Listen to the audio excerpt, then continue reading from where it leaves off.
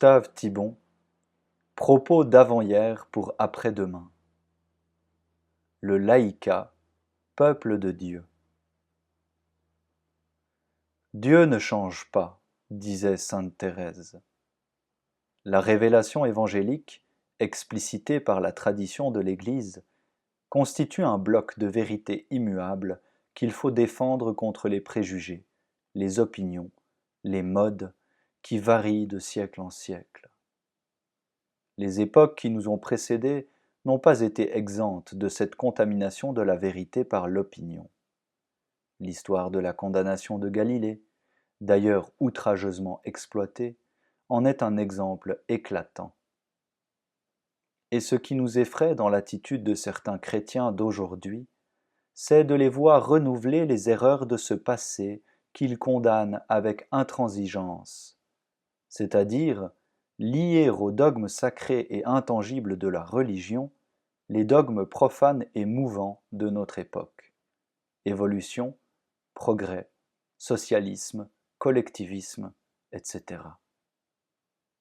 Ainsi, leur combat contre les idoles du passé, au lieu de les ramener à l'Éternel, tourne au profit des idoles du présent et accroît leur virulence. Or, en tant que gardiens de l'Éternel, c'est contre les idoles du présent que nous devons lutter. Nous ne pouvons rien sur le passé, nous ne pouvons qu'en tirer des leçons pour ne pas retomber dans les mêmes ornières. Ce n'est pas en nous abandonnant comme des feuilles mortes au vent de l'histoire, mais en veillant sur la sève de l'arbre que nous préparerons efficacement l'avenir. Quant à l'invariant humain, il consiste, comme nous l'avons déjà dit, dans un certain style de vie, individuel et social, conforme aux exigences de notre nature. Dans une ascèse, faite de rites, de rythmes et de pratiques, autour desquelles viennent s'enrouler les jours et qui exorcisent le pouvoir destructeur du temps. C'est dans cette ligne que certaines pratiques dites de dévotion, sottement méprisées aujourd'hui, prennent tout leur sens. En soumettant le corps et l'imagination au libre choix de l'esprit, elles nous prémunissent contre la fièvre et la dispersion du siècle. Je pense ici au cycle journalier et annuel de la liturgie, au chapelet, aux heures fixes données à la prière, au pèlerinage, bref, à tous ces rites qui, en balisant nos chemins temporels de signes invariables, contribuent à faire de notre vie terrestre un terrain d'envol vers le ciel. Car le temps, suivant l'usage que nous en faisons, est le miroir ou la négation de l'éternité. Plus ces eaux, agitées par l'accélération de l'histoire, se précipitent en désordre, plus elles trahissent leur origine et se détournent de leur fin. Les traditions et les rites sont comme un système de digues et d'écluses qui les rendent assez calmes et assez limpides pour que les astres du firmament puissent y réfléchir leur lumière.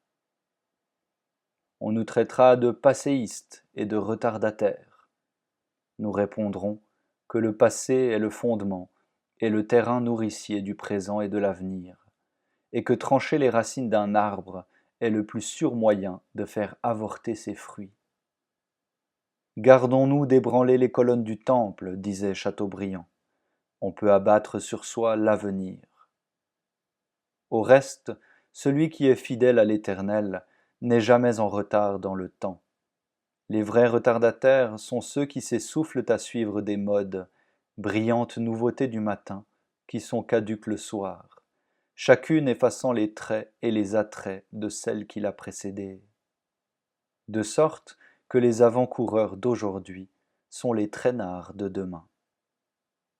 On dira aussi que nous ne croyons pas au progrès. Un père de l'Église grecque a écrit cette phrase qui marque à la fois les possibilités infinies et les limites naturelles du progrès humain. Rien ne peut changer en mieux dans l'homme indivinement. L'histoire répète, Dieu seul renouvelle. Je créerai en vous un cœur nouveau. Nous voulons bien croire au progrès, mais avec la grâce de Dieu, et non par le seul mouvement de l'histoire. On nous reprochera enfin de ne pas épouser notre époque. Qu'est-ce que cela signifie? Que nous le voulions ou non, notre destin est lié à celui du siècle où nous vivons. Mais pour nous, épouser son siècle ne consiste pas à l'approuver aveuglément et à l'imiter servilement, mais à tenter de voir et de redresser ses erreurs et à réagir contre ses excès. Est-ce une raison, par exemple, parce que nous vivons au siècle de l'automobile, pour perdre l'usage de nos jambes? Au siècle de la télévision, pour nous gaver d'images et nous priver de lectures nourrissantes? Au siècle de la propagande, pour nous laisser manœuvrer comme des pantins?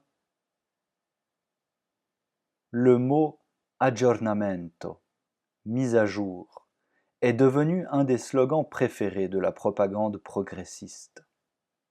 Nous remarquerons que le mot jour a deux significations: espace de 24 heures et lumière.